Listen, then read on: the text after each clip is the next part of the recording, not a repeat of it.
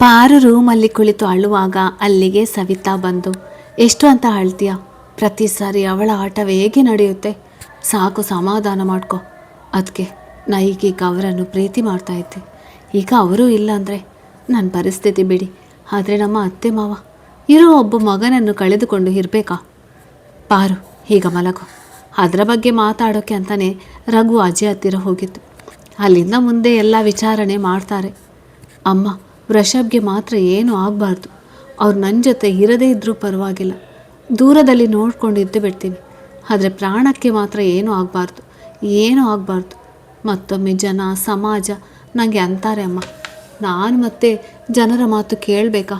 ತುಂಬ ಕಷ್ಟ ಅಮ್ಮ, ಕೇಳಲಿಕ್ಕೆ ಆಗೋಲ್ಲಮ್ಮ ಎಂದೆರಡು ಕೈಯಿಂದ ಕಿವಿ ಮುಚ್ಚಿಕೊಂಡು ಕಣ್ಣು ಗಟ್ಟಿಯಾಗಿ ಮುಚ್ಚಿ ತಾಯಿಯ ತೊಡೆ ಮೇಲೆ ಮಲಗುವಳು.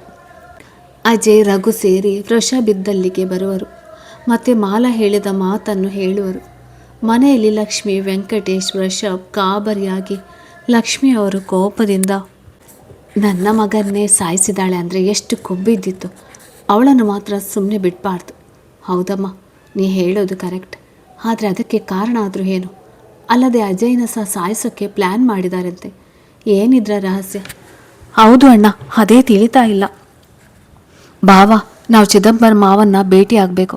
ಹೌದು ಅಣ್ಣ, ರಘು ಹೇಳೋದು ಕರೆಕ್ಟ್. ಆದರೆ ನಿನ್ನ ಕಾಲು ಅಂಥ ದೊಡ್ಡ ಗಾಯ ಏನೂ ಇಲ್ಲ.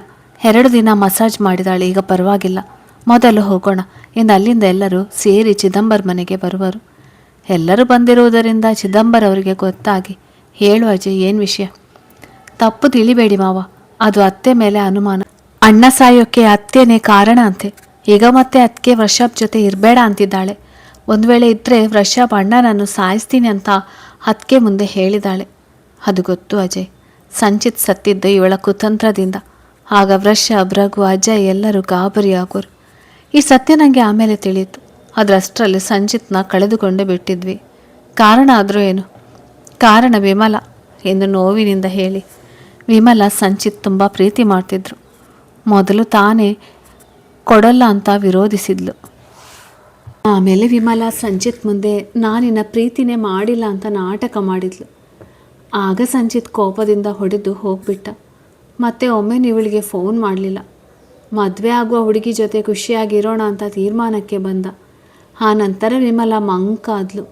ಮದುವೆ ಹತ್ತಿರ ಬಂದಾಗ ವಿಮಲ ಸುಸೈಡ್ ಅಟೆಂಪ್ಟ್ ಮಾಡಿದ್ಲು. ಆಗ ಮಾಲಾ ಅಜಯ್ ಪಾರ್ವತಿನ ಸಾಯಿಸಬೇಕು ಅಂತ ಆಕ್ಸಿಡೆಂಟ್ ಮಾಡಿಸಿದ್ಲು. ಆದರೆ ಅಲ್ಲಿ ಸತ್ತಿದ್ದ ಮಾತ್ರ ಸಂಚಿತ್. ಆದರೆ ನಾನು ಅದಕ್ಕೆ ಸತ್ತರೆ ಏನು ಸಿಗುತ್ತೆ? ಪಾರ್ವತಿನ ಸಾಯಿಸಿ ಸಂಚಿತ್ಗೆ ಮತ್ತೆ ವಿಮಲ ಜೊತೆ ಮದುವೆ ಮಾಡೋದು. ಮತ್ತು ನೀನು ಸತ್ತರೆ ಸ್ಕೂಲ್ ವಿಮಲ ನೋಡಿಕೊಂಡು ಹೋಗ್ತಾಳೆ. ಎಲ್ಲನೂ ಅವರಿಬ್ಬರಿಗೆ ಸಿಗುತ್ತೆ. ನಂತರ ಲಕ್ಷ್ಮಿ, ವೆಂಕಟೇಶ್, ವೃಷಭ್ ಮುಖ ನೋಡಿ, ತಪ್ಪಾಯಿತು, ನನ್ನ ಹೆಂಡತಿ ಮಾಡಿದ ತಪ್ಪಿಗೆ ನಾನು ನಿಮ್ಮಲ್ಲಿ ಕ್ಷಮೆ ಕೇಳ್ತೀನಿ. ನೀವು ಗೊತ್ತಿದ್ದು ಯಾಕೆ ಮುಚ್ಚಿಟ್ರೆ? ಇದು ತಪ್ಪಲ್ವಾ? ಅಪರಾಧಿಗೆ ಶಿಕ್ಷೆ ಬೇಡವಾ ಎಂದು ಕೋಪದಿಂದ ಲಕ್ಷ್ಮಿ ಕೇಳುವಳು. ಹೇಳ್ತೀನಿ ಅಂದಿದ್ದಕ್ಕೆ ಅಜಯ್ಗೆ ತೊಂದರೆ ಕೊಡ್ತೀನಿ ಅಂದ್ಲು. ಒಬ್ಬ ಮಗನ ಕಳೆದುಕೊಂಡು ದುಃಖ ಅನುಭವಿಸ್ತಿದ್ದಾರೆ. ಮತ್ತೊಬ್ಬ ಮಗ ಇಲ್ಲ ಅಂದರೆ ಅವರ ಪಾಡೇನು? ಮಾವ, ಅಷ್ಟು ಸುಲಭನ ಇವರಿಗೆ ಪ್ರಾಣ ತೆಗೆಯೋದು? ಅವಳು ತುಂಬ ಕ್ರೂರಿ ಅಜಯ್. ಅವಳಷ್ಟು ವಿಷಪೂರಿತ ಹಾವು ಎಲ್ಲಿನೂ ಇಲ್ಲ. ಅಷ್ಟರಲ್ಲಿ ಅಲ್ಲಿಗೆ ವಿಮಲ ಬಂದು, ಅಪ್ಪ ಅದು ಬಾ ವಿಮಲ. ನಂತರ ಲಕ್ಷ್ಮಿ, ವೆಂಕಟೇಶ್, ವೃಷಭ್ಗೆ ತನ್ನ ಮಗಳ ಪರಿಚಯ ಮಾಡಿಕೊಡುವರು. ಅವಳು ಎಲ್ಲರಿಗೂ ನಮಸ್ಕರಿಸಿ ಒಂದು ಕ್ಷಣ ವೃಷಭ್ ಮುಖ ನೋಡಿ, ಅಪ್ಪ ಅದು ಹೇಳು ವಿಮಲ, ಏನಾಯಿತು? ಅದು ನೀವು ಬನ್ನಿ ಇಲ್ಲಿ ಎಂದು ಚಿದಂಬರ ಕೈ ಹಿಡಿದು ಒಳಗೆ ಕರೆದುಕೊಂಡು ಹೋಗಿ, ಅಪ್ಪ, ಈಗ ವಿನುತಾ ಫೋನ್ ಮಾಡಿದ್ಲು, ಅಮ್ಮ ಆತ್ಮಹತ್ಯೆ ಮಾಡಿಕೊಂಡಿದ್ದಾಳಂತೆ. ಹಾಂ, ನಿಜನಾ ನೀ ಹೇಳೋದು? ಹ್ಞೂ ಅಪ್ಪ. ಅಲ್ಲಿಗೆ ಅಜಯ್ ಬಂದು ಅದನ್ನು ಕೇಳಿಸಿಕೊಂಡು, ಏನು ವಿಮಲ ನೀ ಹೇಳೋದು? ನಿಜನೇ. ರಘು ಇಲ್ಲಿಗೆ ಬರುವಾಗ ವಿನುತಾಗೆ ಹೇಳಿ ಬಂದಿದ್ದಕ್ಕೆ ಅಮ್ಮನಿಗೆ ತನ್ನ ಎಲ್ಲ ಬಂಡವಾಳ ಗೊತ್ತಾಯಿತು ಅಂತ ಹೀಗೆ ಮಾಡಿಕೊಂಡಿದ್ದಾಳಂತೆ. ನಂತರ ಚಿದಂಬರ ಮುಖ ನೋಡಿ, ಅಪ್ಪ ಬನ್ನಿ, ಅಲ್ಲಿ ಪೊಲೀಸರು ಬಂದಿದ್ದಾರಂತೆ. ವಿನುತಾ ಒಬ್ಬಳಿಗೆ ತೊಂದರೆ ಆಗುತ್ತೆ. ಸರಿ, ನಡಿ ಹೋಗೋಣ. ಸತ್ತಿದೆ, ಒಳ್ಳೆಯದಾಯಿತು. ನಂತರ ಎಲ್ಲರೂ ಸೇರಿ ಅಲ್ಲಿಗೆ ಬಂದು ಪೋಸ್ಟ್ಮಾರ್ಟಮ್ ಮುಗಿಸಿ ಅಂತ್ಯಕ್ರಿಯೆ ಮಾಡಿ ತಮ್ಮ ತಮ್ಮ ಮನೆ ಸೇರುವರು. ಅಜಯ್ ತಂದೆ ತಾಯಿ ತುಂಬ ದುಃಖಪಟ್ಟು ನನ್ನ ಮಗನಿಗೆ ಯಮವಾಗಿ ಬಿಟ್ಟಳು. ಬಂಗಾರದಂಥ ಮಗನನ್ನೇ ಮಣ್ಣಲ್ಲಿ ಇಟ್ಟಳು. ಮೊದಲೇ ಕೇಳಿದ್ವಿ ವಿಮಲನ ಕೊಡು ಸಂಚಿತ್ಗೆ ಅಂತ. ತಾನೇ ಕೊಡೋಲ್ಲ ಅಂದ್ಲು. ಆದರೆ ಆಮೇಲೆ ಅದೇ ವಿಮಲ ಸಲುವಾಗಿ ಸಂಚಿತ್ನ ಸಾಯಿಸಿದಾಳೆ. ಎಷ್ಟು ಕೆಟ್ಟತನ! ಕಳೆದುಕೊಂಡಿದ್ದೇವೆ, ಇನ್ನೇನು ಮಾಡೋದು. ಅಷ್ಟರಲ್ಲಿ ಜ್ಯೋತಿಗೆ ಡೆಲಿವರಿ ಪೇಯ್ನ್ ಕಾಣಿಸಿಕೊಂಡು ಹಾಸ್ಪಿಟಲ್ಗೆ ಅಡ್ಮಿಟ್ ಮಾಡುವರು. ಎಲ್ಲರೂ ಹಾಸ್ಪಿಟಲ್ನಲ್ಲಿ ಕಾಯುವಾಗ ಜ್ಯೋತಿ ಗಂಡ ಮಗುವಿಗೆ ಜನ್ಮ ನೀಡುವಳು. ಅಲ್ಲಿಗೆ ವೃಷಭ್, ಲಕ್ಷ್ಮಿ, ವೆಂಕಟೇಶ್, ರಘು ಅವರು ಬಂದು ವೆಂಕಟೇಶ್ ಅವರು ಮಾತಾಡಿ, ಇವತ್ತು ಶ್ರಾವಣ ಸೋಮವಾರ, ಒಳ್ಳೆ ಮಗ ಪಡೆದಿದ್ದೆ. ಜ್ಯೋತಿ ಖುಷಿಪಟ್ಟು ಥ್ಯಾಂಕ್ಸ್ ಅಂಕಲ್ ಎನ್ನುವಳು. ವೃಷಭನು ಮಗು ಎತ್ತಿಕೊಂಡು, ಎಷ್ಟು ಮುದ್ದಾಗಿದೆ, ಸೇಮ್ ನಮ್ಮ ಜ್ಯೋತಿನೇ, ಕಣ್ಣು ಮೂಗು ಎಲ್ಲ ಜ್ಯೋತಿನೇ, ಆದರೆ ಕಲ್ಲರ್ ಮಾತ್ರ ನಂದೇ ಅಣ್ಣ. ಇದಕ್ಕೆ ಅಣ್ಣನ ಹೆಸರನ್ನೇ ಇಡೋಣ, ಸಂಚಿತ್ ಅಂತ. ಅದೇ ಹೆಸರು ಇರಲಿ ಎಂದು ಅಜಯ್ ತಾಯಿ ಎತ್ತಿಕೊಂಡು, ನಮ್ಮ ಸಂಚಿತ್ ಕಾರಣ ನಾನು ತಾಯಿ ಆಗೋಕ್ಕೆ, ಅವನೇ ಅಮ್ಮ ಅಂದಿತ್ತು. ಆವತ್ತು ಎಷ್ಟು ಖುಷಿಯಾಗಿತ್ತು. ಆ ಮಗ ನಮ್ಮ ಭಾಗ್ಯ ತಾರೆ. ಅಂಥ ಮಗ ಎಂದು ಸಿಗೋಲ್ಲ. ಕೋಪ ಒಂದು ಬಿಟ್ಟರೆ ತುಂಬ ಒಳ್ಳೆಯವನು. ಲಕ್ಷ್ಮಿಗೆ ತುಂಬ ಕೋಪ, ಅದೇ ಸಂಚಿತ್ಗೆ ಬಂದಿತ್ತು ಎಂದು ವೆಂಕಟೇಶ್ ನಗುವರು. ಅಣ್ಣ, ನಿನಗೊಂದು ಪಾಪು ಆದರೆ ಅವರೇ ಪಾಪು ಅಂತೆ, ಅವ್ರಿಗೆ ಯಾಕೆ ಪಾಪು, ಬೇಕಿದ್ರೆ ಒಂದು ಹೆಣ್ಣು ಮಗ ಆಗಲಿ ಎಂದು ರಘು ಕಾಡಿಸುವನು. ವೃಷಭ್ ರಘು ಮುಖ ನೋಡಿದಾಗ, ನಿಜ ಬಾವ, ಐಸಿರಿಗೆ ಬೇಗ ಒಂದು ಪಾಪು ಮಾಡಿಕೊಂಡು ಬಿಡು, ಎಷ್ಟು ಅಂತ ಟಿ ವಿ ನೋಡ್ತೀಯಾ ಅಂತ ಅಂದಿದ್ದಕ್ಕೆ, ನನ್ನ ಗಂಡನೇ ಪಾಪು ಕಣೋ ಅಂತ ಹೇಳಿ ನಿಮ್ಮ ನಿಕ್ ನೇಮ್ ಪಾಪು ಅಂತ ಹೇಳಿದ್ಲು. ಅಮ್ಮ ಆ ರೀತಿ ಕರಿತಾಳೆ, ಅದನ್ನೇ ಹೇಳಿರಬೇಕು. ಹೋಗಿ ಕರೆದುಕೊಂಡು ಬನ್ನಿ, ಅತ್ತೆ ಸತ್ತಿದ್ದು ಮಾವನವರಿಗೆ ಗೊತ್ತಿಲ್ವಾ ಎಂದು ಅಜಯ್ ಹೇಳುವನು. ಫೋನ್ ಮಾಡಿದ್ದೆ, ಅವ್ರ ಊರಲ್ಲಿ ಇಲ್ಲ ಅಂತ ಹೇಳಿದರು, ಕೆಲಸದ ಮೇಲೆ ಹೋಗಿದ್ದಾರಂತೆ. ಮತ್ತು ಮನೆಯಲ್ಲಿ ಐಸಿರಿ ಅಳ್ತಾ ಕೂತಿದ್ದಕ್ಕೆ ಆಂಟಿಗೆ ವಿಷಯ ಹೇಳಿಲ್ಲ ಎಂದು ರಘು ಹೇಳುವನು. ಪಾರುಗೆ ಎಚ್ಚರವಾಗಿ ಕಣ್ಣು ಬಿಡುವಾಗ ಕಣ್ಣು ತೆಗೆಯಲಾಗದೆ ಕಣ್ಣು ಕೈಯನ್ನು ಕಟ್ಟಿ ಕಾಲು ಕಟ್ಟಿರುವರು. ಪಾರು ಭಯವಾಗಿ ಜೋರಾಗಿ ಕಿರಿಚಿದಾಗ ಅವಳ ಶಬ್ದಕ್ಕೆ ಯಾರೋ ಬಂದಂತಾಗಿ, ಯಾರು ನೀವು, ನನ್ನ ಯಾಕೆ ಕಟ್ಟಿದ್ದೀರಾ, ನಾನು ಎಲ್ಲಿದ್ದೀನಿ, ನಿಮಗೇನು ಬೇಕು, ಅಪ್ಪ ಅಮ್ಮ ಎಲ್ಲಿ, ನೀವು ಕಿಡ್ನ್ಯಾಪ್ ಆಗಿದ್ದೀರಾ? ಹಾಂ, ಕಿಡ್ನ್ಯಾಪಾ? ನನ್ನನ್ನು ಯಾಕೆ ಕಿಡ್ನ್ಯಾಪ್ ಮಾಡಿದ್ದೀರಾ, ಏನು ಬೇಕು ನಿಮಗೆ ಎಂದು ಕೊಸರಾಡುವಳು. ನೀವೇ ಬೇಕು ಅಂತ ಕಿಡ್ನ್ಯಾಪ್ ಮಾಡಿದ್ದು. ನಾನೇ ಬೇಕಾ? ನಾನು ಅಮ್ಮನ ಮನೇಲಿ ಇದ್ದೆ ಅಲ್ವಾ, ಅಂದರೆ ಅಮ್ಮನಿಗೆ ನಾನು ಕಿಡ್ನ್ಯಾಪ್ ಆಗಿದ್ದು ಗೊತ್ತಿಲ್ವಾ? ಇಲ್ಲ, ಯಾರಿಗೆ ಗೊತ್ತಿಲ್ಲ, ಗೊತ್ತಾಗದಾಗೆ ಕಿಡ್ನ್ಯಾಪ್ ಮಾಡಿದ್ದು. ನಾನು ಯಾಕೆ ಬೇಕು? ನನ್ನಿಂದ ಏನಾಗಬೇಕು ನಿಮಗೆ? ಏನು ಆಗಬೇಕು ಅಂತಿರಲ್ಲ, ಇಷ್ಟು ಚೆನ್ನಾಗಿರುವ ಹುಡುಗಿನ ಒಂದು ಸಲ ಮುದ್ದಾಡಬೇಕು ಅಂತ ಎಂದು ಅವಳ ಕೆನ್ನೆ ಸವರುವನು. ಹತ್ತಿರ ಬರಬೇಡಿ, ನೀವು ಈ ರೀತಿ ಮಾಡಬಾರ್ದು, ಪ್ಲೀಸ್ ನನ್ನ ಬಿಟ್ಟು ಬಿಡಿ. ಬಿಡೋದಕ್ಕೆಲ್ಲ ಕಿಡ್ನ್ಯಾಪ್ ಮಾಡಿದ್ದು, ಇವತ್ತು ನೀವು ನನ್ನವರಾದ ಮೇಲೆ ಬಿಡೋದು. ಅಯ್ಯೋ, ಹಾಗೆಲ್ಲ ಮಾಡಬೇಡಿ. ಸರಿ, ಬಿಡ್ತೀನಿ, ಆದರೆ ನಾನು ಕಿಸ್ ಕೊಟ್ಟು ಬಿಡ್ತೀನಿ, ಅದಕ್ಕೆ ಪರ್ಮಿಷನ್ ಕೊಡಿ. ಇಲ್ಲ, ಬೇಡ, ಆದರೆ ನಾನು ಬಿಡೋಲ್ಲ. ಪಾರು ಕೊಸಲಾಡುವಾಗ ಅವಳ ಮೇಲೆ ಮಲಗಿ ಅವಳ ಕೆನ್ನೆಗೆ ಮುತ್ತಿಡುವನು. ನಂತರ ಅವಳ ತುಟಿಗೆ ಮುತ್ತಿಡುವಾಗ ಪರ್ಫ್ಯೂಮ್ ಘಮದಿಂದ ಡೌಟ್ ಬಂದು, ವೃಷಭಲ್ವಾ ನೀವು? ವೃಷಭ್ ನಗುತ್ತಾ, ಕಂಡು ಹಿಡಿದ್ಯಾ? ಅಂತೂ ಸ್ವಲ್ಪ ಆದರೂ ಬುದ್ಧಿ ಇದೆ ಅಂತ ಆಯಿತು ಎನ್ನುತ್ತಾ ಕೆನ್ನೆಗೆ ಮುತ್ತಿಡುವನು. ಪ್ಲೀಸ್ ರೀ, ಕಣ್ಣಿಗೆ ಕಟ್ಟಿದ ಬಟ್ಟೆ ಬಿಚ್ಚಿ. ಬೇಡವೇ, ಹೀಗೆ ಮುದ್ದಾಡ್ತೀನಿ ರೀ, ಪ್ಲೀಸ್ ರೀ, ಬಿಡಿ. ನನ್ನ ಮತ್ತೆ ಆ ಆಂಟಿ ನಿಮಗೆ ತೊಂದರೆ ಕೊಡ್ತೀನಿ ಅಂತ ಹೇಳಿದಾಳೆ. ನಾನು ನಿಮ್ಮ ಜೊತೆ ಇರಬಾರ್ದಂತೆ. ಅವಳೇ ಇಲ್ಲ ಈಗ, ಅಂದರೆ ಅವಳು ಸತ್ಲು. ಹೌದಾ? ಪಾಪ ಯಾಕೆ? ಮಾಡಿದ ತಪ್ಪಿಗೆ ತಾನೇ ಶಿಕ್ಷೆ ಮಾಡಿಕೊಂಡ್ಲು. ಆದರೂ ಹಾಗೆಲ್ಲ ಮಾಡಿಕೊಳ್ಬಾರ್ದಿತ್ತು. ಅಯ್ಯ, ಅವಳ ವಿಷಯ ಯಾಕೆ ನಿಮಗೆ, ಸುಮ್ಮನಿರು ಒಂಚೂರು ಎಂದು ಮುದ್ದಾಡುವಾಗ, ಅಮ್ಮ ರೀ, ಕಣ್ಣಿಗೆ ಕಟ್ಟಿದ ಬಟ್ಟೆ ತೆಗೀರಿ, ಕಾಲು ಕೈ ಬಿಚ್ಚಿ, ಹೀಗ್ಯಾಕೆ ಕಿಡ್ನ್ಯಾಪ್ ಮಾಡೋದು? ನಿಮಗೆ ಕಾಟ ಕೊಡುವ ಹೀರೋ ಅಂದರೆ ಇಷ್ಟ ಅಲ್ವಾ, ಅದಕ್ಕೆ ರೀ. ಈಗ ಕೈಗೆ ಕಟ್ಟಿದ ಹಗ್ಗ ಬಿಚ್ಚಿ, ಕೈ ಓಪನ್ ಮಾಡೋಲ್ಲ, ಕಣ್ಣು ಓಪನ್ ಮಾಡ್ತೀನಿ ಎಂದು ಕಣ್ಣಿನ ಬಟ್ಟೆ ತೆಗೆದಾಗ ಮೊದಲು ಮಂಜಾಗಿ ಕಂಡು ಆಮೇಲೆ ಸುತ್ತಲ ನೋಡುತ್ತಾ, ಎಲ್ಲಿದ್ದೀನಿ? ಫಾರ್ಮ್ ಹೌಸ್ನಲ್ಲಿ. ನಿನ್ನ ಹೆಸರಲ್ಲಿ ಪರ್ಚೇಸ್ ಮಾಡಿದ್ದೆ, ಅಲ್ಲಿಗೆ ಕರೆದುಕೊಂಡು ಬಂದೆ. ಇಷ್ಟ ಆಯಿತಾ? ರೂಮ್ ಅಷ್ಟೇ ಕಂಡ್ರೆ ಹೊರಗಡೆ ನೋಡೋದು ಬೇಡವಾ? ಕೈ ಕಾಲಿನ ಹಗ್ಗ ಬಿಚ್ಚಿ ನೋವಾಗ್ತಿದೆ. ಅದು ಸಾಧ್ಯನೇ ಇಲ್ಲ. ಅಯ್ಯೋ, ನಿಮ್ಮ ಹೆಂಡತಿ ಮೇಲೆ ಬಲಾತ್ಕಾರ ಮಾಡ್ತೀನಿ ಅಂತೀರಲ್ಲ, ಕೈ ನೋಯ್ತಿದೆ. ಅಷ್ಟು ಟೈಟಾಗಿ ಕಟ್ಟಿಲ್ಲ, ಸುಮ್ಮನೆ ನಾಟಕ ಮಾಡಬೇಡ, ಈಗ ಸುಮ್ಮನೆ ಇರು ಎಂದು ಕೆನ್ನೆಗೆ ಮುತ್ತಿಟ್ಟು ಕಚ್ಚುವನು. ರೀ, ಕಚ್ತೀರಲ್ಲ, ರಾಕ್ಷಸನ ನೀವು. ಕೆನ್ನೆ ಮೇಲೆ ಕೈ ಆಡಿಸಿ, ಈ ಕೆನ್ನೆ ಕಾಶ್ಮೀರದ ಆ್ಯಪಲ್ ಥರ ಇದೆ, ಅದಕ್ಕೆ ಅದನ್ನೀಗ ತಿನ್ನೋದು ಎಂದು ಮತ್ತೆ ಮುತ್ತಿಡುವನು. ಬಿಡಿ, ನಾನು ಜೋರಾಗಿ ಕಿರಿಚಿಬಿಡ್ತೀನಿ.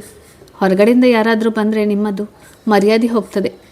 ಕೂಗೋಕ್ಕೂ ಮುಂಚೆ ಬಾಯಿನ ಲಾಕ್ ಮಾಡ್ತೀನಿ, ಹೇಗೆ ಅಂತ ನಿಂಗೂ ಗೊತ್ತು ಎಂದು ನಗುವಾಗ ಎರಡು ಕೈಯಿಂದ ಜೋರಾಗಿ ದುಡುವಳು. ವೃಷಭ್ ಸ್ವಲ್ಪವೂ ಅಲುಗಾಡದೆ ತಾನೇ ಸೋತು, ಪ್ಲೀಸ್ ರೀ, ನೀವು ಹೇಳಿದಾಗೆ ಕೇಳ್ತೀನಿ. ಹೊಟ್ಟೆ ಹಸಿವಾಗಿದೆ, ಮೊದಲೇನಾದರೂ ಹೊಟ್ಟೆ ಪೂಜೆ ಮಾಡ್ಕೋಬೇಕು. 3-4 ದಿನದಿಂದ ಸರಿಯಾಗಿ ಊಟನೇ ಮಾಡಿಲ್ಲ. ಎಂದು ಕಣ್ಣು ಕಿರಿದಾಗಿಸಿ ಹೇಳುವಳು. ಈಗ ನಾನು ಕೊಡುವ ಟಿಫಿನ್ ಮಾಡು. ಮತ್ತೆ ಅವಳ ವದನವನ್ನು ಮುತ್ತಿನಿಂದ ಪೋಣಿಸಿದಾಗ, ಅಮ್ಮ ರೀ, ನಿಜವಾಗ್ಲೂ ಹೊಟ್ಟೆ ಹಸಿವೆ ಆಗಿದೆ, ಏನಾದರೂ ಸ್ವಲ್ಪ ತಿಂತೀನಿ, ಆಮೇಲೆ ನೀವು ಹೇಳಿದಾಗೆ ಕೇಳ್ತೀನಿ. ಮಾತು ತಪ್ಪು ಅಲ್ಲ ತಾನೆ? ನಿಜವಾಗ್ಲೂ ತಪ್ಪಲ್ಲ. ಋಷಭ್ ಕೈ ಕಾಲಿನ ಹಗ್ಗ ಬಿಚ್ಚಿ ಇಬ್ಬರು ಸೇರಿ ಊಟ ಮಾಡಿ ಸುತ್ತಲೂ ಅಡ್ಡಾಡಿ ಬರುವರು. ಆವಾಗಲೇ ಋಷಭ್ ನಡೆದ ಎಲ್ಲ ಘಟನೆಯನ್ನು ಹೇಳುವನು. ರಾತ್ರಿ ಪಾರು ನಿದ್ದೆ ಮಾಡುವಾಗ ಅವಳನ್ನು ಎಬ್ಬಿಸಿ, ಪ್ಲೀಸ್ ಕಣೆ, ನನ್ನ ಪೇಷನ್ಸ್ ಚೆಕ್ ಮಾಡಬೇಡ. ಆಗಲೇ ಅಜಯ್ಗೆ ಗಂಡು ಮಗು ಆಯಿತು. ಒಮ್ಮೆಲೆ ಎದ್ದು ಕುಳಿತು, ಹೌದಾ, ನನಗೆ ಹೇಳೇ ಇಲ್ಲ. ನಿನ್ನ ಮೊಬೈಲ್ ಸ್ವಿಚ್ ಆಫ್ ಮಾಡಿದ್ಯಾ? ಹೇಗೆ ಹೇಳಬೇಕು? ಅತ್ತೆ ಹೇಳೋಕ್ಕೆ ಬಂದರೆ ನಾ ಯಾರ ಮಾತನ್ನು ಕೇಳೋಲ್ಲ ಅಂದಿಯಂತೆ. ಆವಾಗಲೇ ಅತ್ತೆ ಮಾಲು ಸತ್ತಿದ್ದು ಹೇಳ್ತಾ ಇದ್ರಂತೆ. ಏನು ಮಾತನಾಡಿಸೇ ಕೊಡಲಿಲ್ವಂತೆ. ಅದಕ್ಕೆ ಇದೆಲ್ಲ ಬೇಡ ಅಂತ ನಿನ್ನ ಕಿಡ್ನಾಪ್ ಮಾಡಿದ್ದು. ಹಾಗಾದರೆ ಈ ಕಿಡ್ನಾಪ್ ಪ್ಲ್ಯಾನ್ ಯಾರದು?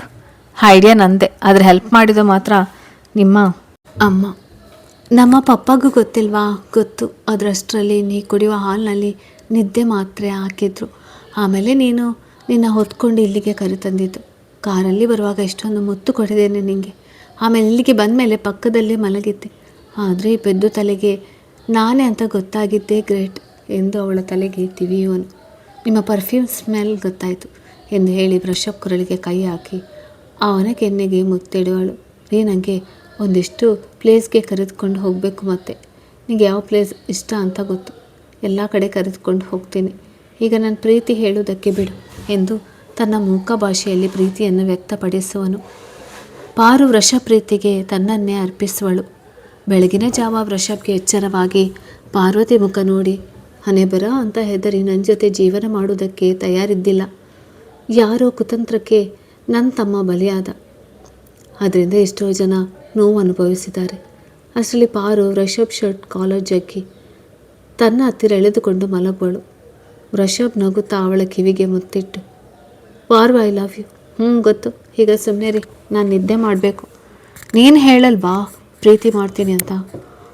ಹೇಳಲ್ಲ, ಆದರೆ ನಿಮಗಿಂತ ಜಾಸ್ತಿ ಇಷ್ಟಪಡ್ತೀನಿ ನಾನು ಎಂದು ವೃಷಭ್ ಕೊರಳಿಗೆ ಕೈ ಹಾಕಿ ಗಟ್ಟಿಯಾಗಿ ತನ್ನ ಹತ್ತಿರ ಎಳೆದುಕೊಂಡು ಮಲಗುವಳು. ಸಾಕು, ಇಲ್ಲೇ ನಿನ್ನ ಹತ್ತಿರನೇ ಇದ್ದೀನಿ. ಇನ್ನು ಎಷ್ಟು ಹತ್ತಿರ ಬರಲಿ? ಅದೆಲ್ಲ ನಂಗೆ ಗೊತ್ತಿಲ್ಲ. ನಿಮ್ಮನ್ನು ಬಿಟ್ಟು ಒಂದು ಕ್ಷಣನೂ ಇರೋದಕ್ಕೂ ಆಗೋಲ್ಲ ನನಗೆ. ಸರಿ, ಈಗ ಹೇಳು, ಹೊರಗಡೆ ಸುತ್ತಾಡಿ ಬರೋಣ. ಸುಮ್ಮನೆ ಮಲಗಿ, ಎಷ್ಟು ಚೆನ್ನಾಗಿ ನಿದ್ದೆ ಮಾಡ್ತಿದ್ದೀನಿ ಅಲ್ವೇ? ಇಲ್ಲೇ ಸುತ್ತಾಡಿ. ಅಷ್ಟರಲ್ಲಿ ಪಾರು ವೃಷಭ್ ತುಟಿಗೆ ಗಾಢವಾಗಿ ಮುತ್ತಿಡುವಳು. ನಂತರ ವೃಷಭ್ ಮುಖ ನೋಡಿ ನಗುತ್ತಾ, ನನಗೂ ನಿಮ್ಮ ಬಾಯಿ ಲಾಕ್ ಮಾಡೋದಕ್ಕೆ ಬರುತ್ತೆ ಎಂದು ಅವನ ಮೂಗಿಗೆ ತನ್ನ ಮೂಗನ್ನು ಸ್ಪರ್ಶಿಸಿ, ಈಗ ಮಾತು ಸಾಕು, ನೀವು ಸದಾ ನನ್ನ ಜೊತೆ ಇರಬೇಕು. ಪಾರು, ಬೆಳಿಗ್ಗೆ ಮುತ್ತು ಕೊಡೋಲ್ಲ ಅಂತಿದ್ದೆ, ಈಗ ನೀನೇ. ಅಯ್ಯೋ ಚೀಚಿ ಎಂದು ತನ್ನ ತುಟಿಯನ್ನು ಅವನ ಶರ್ಟಿಗೆ ತಿಕ್ಕೊಳ್ಳು. ನೀನೇ ಕಿಸ್ ಕೊಟ್ಟು ಮತ್ತೆ ನಾನು ಶರ್ಟ್ಗೆ ನಿನ್ನ ತುಟಿ ಒರೆಸ್ತೀಯ? ಈಗ ನಾನು ಕಿಸ್ ಕೊಡ್ತೀನಿ ನೋಡು ಎಂದು ಅವಳ ತುಟಿಗೆ ಮುತ್ತಿಡುವನು. ಪಾರು ಎಷ್ಟು ಕೊಸರಾಡಿದರೂ ಬಿಡದೆ ಮುತ್ತಿಟ್ಟಾಗ ಸೋತು ನಂತರ ಬೈಯುತ್ತಾ, ಬೆಳಿಗ್ಗೆ ಬಾಯಿ ತೊಳೆಯದೆ ಮುತ್ತು ಕೊಡ್ತಿರಲ್ಲ, ಬುದ್ಧಿ ಬೇಡವಾ? ಮೊದಲು ನೀನೇ ಕೊಟ್ಟಿದ್ದು, ಅದಕ್ಕೆ ನಾನು ಕೊಟ್ಟೆ. ಏನಾಗುತ್ತೆ ಒಂದು ಕಿಸ್ ಕೊಟ್ಟರೆ? ನೀವೇ ಸರಿ ಈಗ ಎಂದು ವೃಷಭ್ ಎದೆ ಮೇಲೆ ಮಲಗುವಳು. ವೃಷಭ್ ನಗುತ್ತಾ ಅವಳ ಕೆನ್ನೆ ತಟ್ಟುವನು. ವಿಮಲಾ ಪ್ರವೀಣ್ ಬಗ್ಗೆ ಏನು ವಿಚಾರ ಮಾಡಿದೆ? ಮದುವೆ ಆಗಿಬಿಡು. ಅಪ್ಪ, ಮದುವೆ ಮಾಡ್ಕೊಳ್ತೀನಿ. ರಿಜಿಸ್ಟರ್ ಮದುವೆ ಮಾಡ್ಕೊಳ್ಳೋಣ. ನೀವೇ ಅವರಿಗೆ ತಿಳಿಸಿ. ಸಂಪೂರ್ಣ ಒಪ್ಪಿಗೆ ಕೊಟ್ಟಿಯಾ? ಅಪ್ಪ, ಸರಿ, ನಿನ್ನಿಷ್ಟದಂತೆ ಆಗಲಿ. ನಾನು ಅವನ ಜೊತೆ ಮಾತಾಡ್ತೀನಿ. ಅಕ್ಕ ಕೊನೆಗೂ ಮದುವೆ ಅಂದೇ ಅಲ್ಲ, ಅದೇ ಖುಷಿ. ನಿಮ್ಮ ಅಕ್ಕನ ಮದುವೆ ಮಾಡ್ಕೊಳ್ಳೋನು ತುಂಬ ಪುಣ್ಯ ಮಾಡಿರ್ತಾನೆ. ಅದು ನಿಜ. ನಮ್ಮ ಅಕ್ಕನಷ್ಟು ಚೆನ್ನಾಗಿ ಒಳ್ಳೆಯವಳಾಗಿರೋದಕ್ಕೆ ಸಾಧ್ಯನೇ ಇಲ್ಲ. ರಘು, ಮನೆ ಓಪನಿಂಗ್ ಯಾವಾಗ ಇಟ್ಕೊಂಡಿದ್ಯಾ? ಮುಂದಿನ ತಿಂಗಳು ಮಾವ. ಇನ್ನು ಮುಂದೆ ಅದೇ ಮನೆಯಲ್ಲಿ ಎಲ್ಲರೂ ಇರೋಣ. ವಿಮಲಾ ಅಕ್ಕ, ನೀವು ನಮ್ಮ ಜೊತೆ ಇರಿ. ಅಕ್ಕನ ಮದುವೆ ಮಾಡೋಣ ನಮ್ಮ ಮನೆಯಿಂದಲೇ.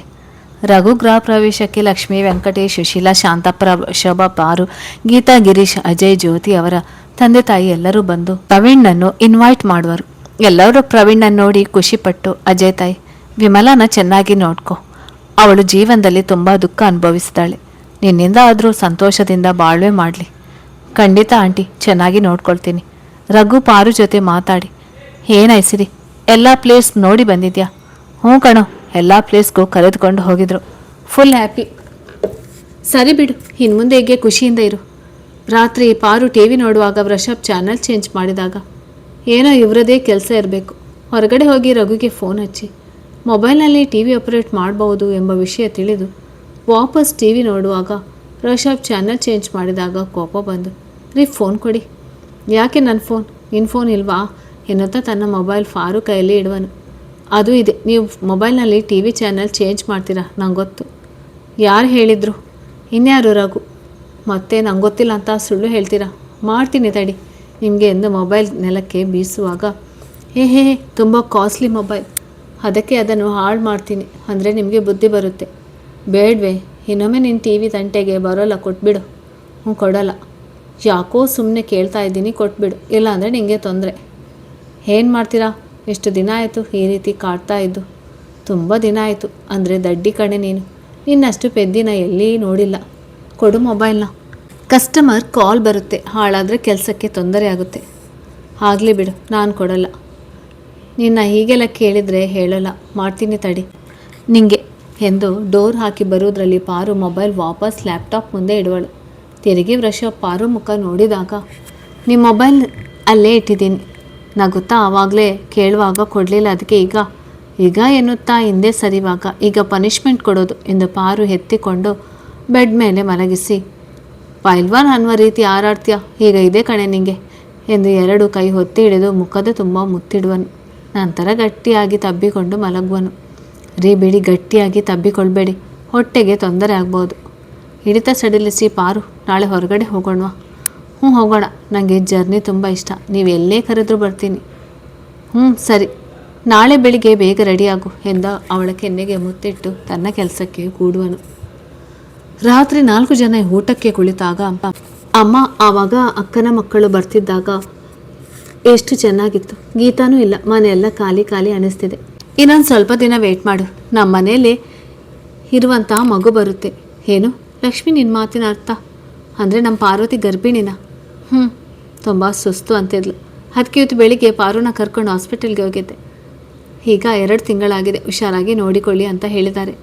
ಹೌದಾ? ಮತ್ತೆ ನನಗೆ ಹೇಳೇ ಇಲ್ಲ ಅಂತ ಋಷಭ್ ಮುಖ ನೋಡಿ, ಋಷಭ್ ನಿಂಗೂ ಗೊತ್ತಿಲ್ವಾ? ಇಲ್ಲ ಅಪ್ಪ, ಗೊತ್ತಿಲ್ಲ. ಲಕ್ಷ್ಮಿ ಅವರು ಪಾರು ಮುಖ ನೋಡಿ, ಪಾರು ಹೇಳಿಲ್ವಾ ಪಾಪುಗೆ? ಅತ್ತೆ ಅದು ನಾಚಿಕೆ ಆಯಿತು ಎಂದು ತಲೆ ತಗ್ಗಿಸಿ ಹೇಳುವಳು. ನಂತರ ಋಷಭ್ ಮುಖ ನೋಡಲಾರದೆ ಅಲ್ಲಿಂದ ರೂಮಿಗೆ ಓಡುವಳು. ಋಷಭ್ ಹಿಂಬಾಲಿಸಿ, ಓಡಬೇಡ್ವೆ ಎನ್ನುತ್ತಾ ತಾನು ರೂಮಿಗೆ ಹೋಗುವನು. ಲಕ್ಷ್ಮಿ ವೆಂಕಟೇಶ್ ಅವರು ಸಂತೋಷದಿಂದ, ಅಂತೂ ನಮ್ಮ ಪಾರ್ವತಿ ಎಲ್ಲ ಮರೆತು ನನ್ನ ಮಗನ ಜೊತೆ ಸಂತೋಷದಿಂದ ಇದ್ದಾಳೆ. ಬೆಳಿಗ್ಗೆ ಪಾರು ಮುಖದಲ್ಲಿ ಏನೋ ಬದಲಾವಣೆ ನೋಡಿದೆ, ಅದಕ್ಕೆ ಡೌಟ್ ಬಂದು ಹಾಸ್ಪಿಟಲ್ಗೆ ಕರೆದುಕೊಂಡು ಹೋದೆ. ಶಾಂತಪ್ಪ ಅವರಿಗೆ ವಿಷಯ ತಿಳಿಸಿದ್ಯಾ?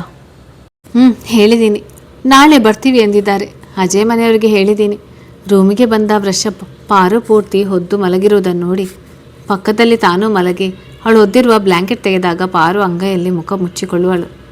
ಕೈ ತೆಗಿ, ಮುಖ ನೋಡ್ತೀನಿ ಹೇಗೆ ಕಾಣುತ್ತೆ ಅಂತ, ನನಗೆ ನಾಚಿಕೆ ಆಗುತ್ತೆ. ಬಲವಂತವಾಗಿ ಪಾರು ಕೈ ಸರಿಸಿ, ನನ್ನ ಮುಂದೆ ಹೇಳೋಕ್ಕೇನು, ಮುಂಜಾನೆಯಿಂದ ಗೊತ್ತಿದ್ರೂ ಈವರೆಗೂ ನನ್ನ ಮುಂದೆ ಹೇಳಿಲ್ಲ. ನಾನು ಖುಷಿ ಪಡ್ತಿದ್ದೆ, ಅದು ಹೇಳೋದಕ್ಕೆ ಒಂಥರ ಅನಿಸಿತು. ಅದಕ್ಕೆ ಎಂದು ಕಣ್ಣು ಮುಚ್ಚಿ ಹೇಳುವಳು. ಕಣ್ಣು ಬಿಡು, ನನ್ನ ನೋಡು. ಆಗ ಕಣ್ಣು ಬಿಟ್ಟ ಋಷಭ್ ಮುಖ ನೋಡಿದಾಗ ಋಷಭ್ ಕಣ್ಣು ಹೊಡೆಯುವನು. ಚೀನಿಮ್ಮ ಎಂದು ಋಷಭ್ ತಬ್ಬಿಕೊಳ್ಳುವಳು. ಅದಕ್ಕೆ ಆಗಲೇ ಮೊಬೈಲ್ ಕೊಟ್ಟಿಯಾ? ನೀವು ಬರೀ ನನ್ನ ಎತ್ತಿಕೊಂಡು ಮುದ್ದಾಡ್ತೀರಾ, ಡಾಕ್ಟರ್ ಹುಷಾರಾಗಿ ಇರೋದಕ್ಕೆ ಹೇಳಿದ್ದೀರಾ. ನೀನು ಚೋಟು ಇದ್ದ ಹಾಗೆ ಇದೆಯಾ, ಅದಕ್ಕೆ ನಿನ್ನ ಎತ್ತೋದು. ಅದು ನನಗೆ ಇಷ್ಟ, ಆದರೂ ತುಂಬ ಖುಷಿಯಾಯಿತು. ಥ್ಯಾಂಕ್ ಯು ಸೋ ಮಚ್ ಎಂದು ಅವಳ ಕೆನ್ನೆಗೆ ಮುತ್ತಿಟ್ಟು, ತುಂಬ ಹುಷಾರಾಗೇ ಇರಬೇಕು, ಆರೋಗ್ಯ ಜೋಪಾನ. ಏನೇ ತಿನ್ನೋದಿದ್ರೂ ಅಮ್ಮನ ಕೇಳಿ ತಿನ್ನು, ತುಂಬ ಪಥ್ಯ ಮಾಡಬೇಕು. ಮತ್ತು ಗರ್ಭಿಣಿ ಬಾಯ್ಕೆ ಏನು ಬೇಕಾದರೂ ಕೇಳಿದರೆ ಕೊಡಿಸ್ತಾರೆ ಅಂತಾರೆ. ನೀವು ನೋಡಿದರೆ ಪಥ್ಯ ಮಾಡಬೇಕು ಅಂತೀರಲ್ಲ. ಒಂದಿಷ್ಟು ಐಟಮ್ಸ್ ತಿನ್ನಬಾರ್ದು, ಅದಕ್ಕೆ ಅಮ್ಮನ ಕೇಳು ಅಂತಿರೋದು.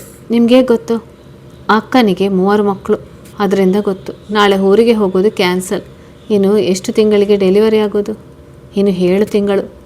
ಪ್ಲೀಸ್ ನಾಳೆ ಊರಿಗೆ ಹೋಗೋಣ, ಪ್ಲೀಸ್ ಎಂದು ಅವನ ಕೆನ್ನೆ ಹಿಡಿದು ಕೇಳಿದಾಗ ಋಷಭ್ ನಗುತ್ತಾ, ಎಷ್ಟು ಊರಿಗೆ ಕರೆದುಕೊಂಡು ಹೋಗಿದ್ದೀನಿ ನಿನ್ನ? ಎಲ್ಲ ಲಿಸ್ಟ್ ಖಾಲಿಯಾಗಿದೆ, ಈಗ ಸಾಕು. ಮಗು ಆದಮೇಲೆ 3 ಜನ ಸೇರಿ ಹೋಗೋಣ. ಅದು ಈಗ ಹೋಗೋಣ ಪ್ಲೀಸ್ ರೀ, ನೀವು ಒಳ್ಳೆ ಡ್ರೈವರ್, ಏನೂ ಆಗೋಲ್ಲ. ಋಷಭ್ ಕೋಪದಿಂದ ಪಾರು ಮುಖ ನೋಡಿದಾಗ ಪಾರು ಋಷಭ್ನ ತಬ್ಬಿಕೊಂಡು ಅವನ ಕಿವಿಯಲ್ಲಿ, ನಾನೊಂದು ಮಾತು ನೀವು ಹೇಳು ಎನ್ನುತ್ತಾ ಅವಳ ಕುದಲಲ್ಲಿ ಕೈ ಆಡಿಸುವನು. ಅದು ನಿಮಗೆ ಹೇಳು, ನಾನೇನು ಬೇಜಾರು ಮಾಡ್ಕೊಳ್ಳಲ್ಲ. ಆಮೇಲೆ ಋಷಭ್ ಮುಖ ನೋಡಿ ಮನಸ್ಸಿನಲ್ಲಿ, ನನ್ನ ಮಾತು ಬೇಜಾರಾಗುತ್ತೆ ಅಂತ ಹೇಗೆ ಗೊತ್ತಾಗುತ್ತೆ? ಎಷ್ಟೊಂದು ಅರ್ಥ ಮಾಡಿಕೊಂಡಿದ್ದಾರೆ. ವರ್ಷ ಮತ್ತು ಪಾರು ತಬ್ಬಿಕೊಂಡು ಹೇಳು ಏನು ವಿಷಯ? ಅದು ಅವತ್ತು ಸಂಚಿತ್ ಮದುವೆ ಆದ ದಿನ ನಿಮ್ಮಂಥ ಡ್ರೈವರ್ ಇದ್ದಿದ್ರೆ ಅವ್ರು ಉಳಿತಿದ್ರಾ ಅಂತ ಮನಸ್ಸು ಹೇಳುತ್ತೆ. ಅಷ್ಟರಲ್ಲಿ ಕಣ್ಣೀರು ಬಂದು ಧ್ವನಿ ಬದಲಾಗುವುದು. ಪಾರು, ಈ ಟೈಮಲ್ಲಿ ಅಳಬಾರ್ದು. ಉಳಿಯುವ ಹಾಗಿದ್ರೆ ಹೇಗಿದ್ರು ಬದುಕ್ತಿದ್ರು. ನನಗೂ ನಿನ್ನಷ್ಟೇ ನೋವಿದೆ. ಬೇರೆ ಯಾರೂ ಅಲ್ಲ, ಅವನು ನನ್ನ ಸ್ವಂತ ತಮ್ಮ. ನಮಗೂ ಪ್ರೀತಿ ಇರೋಲ್ವಾ? ಅವನ ಆಯುಷ್ಯ ಅಷ್ಟೇ ಇತ್ತು. ಈಗ ಕಳೆದ ವಿಷಯದ ಬಗ್ಗೆ ವಿಚಾರ ಮಾಡಬಾರ್ದು ಎಂದು ಕಣ್ಣೀರು ಒರೆಸಿ ಮಲಗಿಸಿ ಪಕ್ಕದಲ್ಲಿ ತಾನು ಮಲಗಿ, ಅತ್ತೆ ಮಾವನಿಗೆ ಹೇಳಿಯಾ? ಅತ್ತೆನೇ ಹೇಳಿದ್ದಾರೆ. ನಾನು ಯಾರಿಗೂ ಹೇಳಿಲ್ಲ. ಆದರೆ ನಿಮ್ಮ ಮೊಬೈಲ್ಗೆ ಒಂದು ಫೋಟೋ ಕಳಿಸಿದೆ, ನೀವು ನೋಡೇ ಇಲ್ವಾ? ಹೌದಾ? ಎಂಥ ಫೋಟೋ ಎನ್ನುತ್ತಾ ಮೊಬೈಲ್ ನೋಡಿದಾಗ ಅದರಲ್ಲಿ ತಾಯಿ ಹೊಟ್ಟೆಯಲ್ಲಿ ಮಗು ಚಿತ್ರ ಇದ್ದರೆ ತಂದೆ ತಲೆಯಲ್ಲಿ ಮಗು ಚಿತ್ರವಿರುತ್ತೆ. ಅವಳ ಮುಖ ನೋಡಿ ಅನೆಗೆ ಪ್ರೀತಿಯಿಂದ ಚುಂಬಿಸುವವನು ವೃಷಭ ಪಾರುಳನ್ನು ತನ್ನ ಎದೆ ಮೇಲೆ ಮಲಗಿಸಿಕೊಂಡು, ನಿನ್ನ ಮನಸ್ಸಿನಲ್ಲಿ ಸಂಚಿತ್ಗೆ ಶಾಶ್ವತ ಸ್ಥಾನ ಇದೆ, ಇರಲಿ ಬಿಡು, ನನಗೇನೋ ಬೇಜಾರಿಲ್ಲ. ಆದರೆ ಅದರಲ್ಲಿ ನನಗೂ ಜಾಗ ಕೊಟ್ಟಿದ್ಯಾ ಅನ್ನೋದೇ ಖುಷಿ. ನಿನ್ನಂಥ ಹೆಂಡತಿ ಸಿಕ್ಕಿದ್ದು ನನಗೆ ಸಂತೋಷ. ಅಷ್ಟರಲ್ಲಿ ಪಾರು ವೃಷಭ್ ಶರ್ಟ್ ಅಂಗೈಯಲ್ಲಿ ಮುದ್ದೆ ಮಾಡಿ ಹಿಡಿದು ತಬ್ಬಿಕೊಂಡು ಮಲಗುವಳು. ಇಲ್ಲೇ ಇದ್ದೀನಿ ನಾನು, ಎಲ್ಲೋ ಬಿಟ್ಟು ಹೋಗೋಲ್ಲ ಎಂದು ಹೇಳಿ ಅವಳ ಭುಜ ಬಳಸುವನು. ಪಾರು, ದಿನ ಈ ಮಾತು ಹೇಳಲೇಬೇಕಾ ನಾನು? ಕಣ್ಣು ಬಿಟ್ಟು ವೃಷಭ್ ಮುಖ ನೋಡಿ, ಹೇಳಲೇಬೇಕು. ಆವಾಗ ನೆಮ್ಮದಿಯಿಂದ ನಿದ್ರೆ ಮಾಡೋದು. ಸರಿ, ನೆಕ್ಸ್ಟ್ ಟೈಮ್ ನಾನೇ ಹಾಸ್ಪಿಟಲ್ಗೆ ಬರ್ತೀನಿ. ಯಾಕೆ? ಅದು ನನ್ನಿಷ್ಟ. ನನ್ನ ಮಗು ಹೇಗೆ ಬೆಳೀತಿದೆ ಅಂತ ನನಗೆ ಗೊತ್ತಾಗೋದು ಬೇಡವಾ? ಒಂದು ಮುದ್ದಾದ ಹೆಣ್ಣು ಮಗು ಬೇಕು. ಒಂದು ವೇಳೆ ಗಂಡು ಮಗು ಆದರೆ ನೆಕ್ಸ್ಟ್ ಹೆಣ್ಣು ಮಗುಗೆ ಟ್ರೈ ಮಾಡೋದು. ಆವಾಗಲೂ ಗಂಡು ಮಗು ಆದರೆ ಮತ್ತೆ ಟ್ರೈ ಮಾಡೋದು.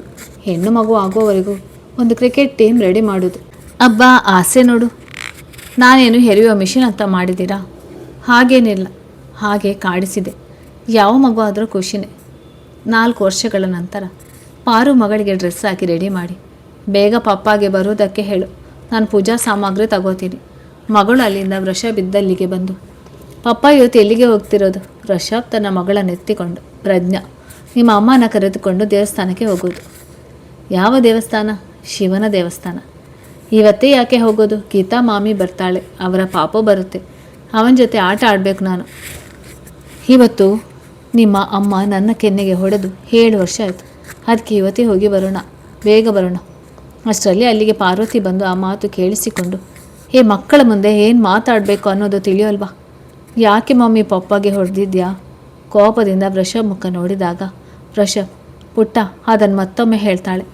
ಈಗ ಬೇಗ ಹೋಗಿ ಬರೋಣ ಎಂದು ಮುಂದೆ ಹೋಗೋಣ. ಹಾಲಲ್ಲಿ ಇರುವ ಲಕ್ಷ್ಮೀ ವೆಂಕಟೇಶ್ ಅವರನ್ನು ನೋಡಿ, ತಾತ ಅಜ್ಜಿ, ನಾವು ಬೇಗ ವಾಪಸ್ ಬರ್ತೀವಿ. ಗೀತಾ ಮಾಮಿಗೆ ನಾವು ಬರೋವರೆಗೂ ಇರೋದಕ್ಕೆ ಹೇಳಿ ಎಂದು ಹೇಳಿ ಕಾರ್ ಹತ್ತಿ ಸಾಗುವರು. ನಂತರ ಪಾರು ಬಂದು ಅತ್ತೆ ಮಾವನಿಗೆ ಹೇಳಿ ಕಾರ್ ಹತ್ತುವಳು. ವೃಷಭ್ ಪಾರು ಮುಖ ನೋಡಿದಾಗ ಕೋಪದಲ್ಲಿರುವುದನ್ನು ಕಂಡು, ಮುಖ ಗಡಿಗೆ ಗಾತ್ರ ಮಾಡಿದ್ದ ಸಾಕು, ಈಗ ಹೋಗೋಣ.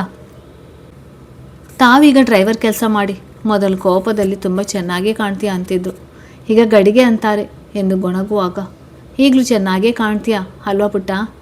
ಪಪ್ಪ, ತುಂಬ ಚೆನ್ನಾಗಿದ್ದಾಳೆ ನಮ್ಮ ಅಮ್ಮ, ಸೂಪರ್, ಒಳ್ಳೆ ಪಪ್ಪ ಮಮ್ಮಿ ಎಂದು ಹೇಳಿ ಇಬ್ಬರ ಹೆಗಲಿಗೆ ಕೈ ಹಾಕಿ, ಪಪ್ಪ ಸೆಲ್ಫಿ, ಓಕೆ ಪುಟ್ಟ ಎಂದು 3 ಜನ ನಗುತ್ತಾ ಸೆಲ್ಫಿ ಪಡೆದು ದೇವಸ್ಥಾನಕ್ಕೆ ಹೋಗುವರು.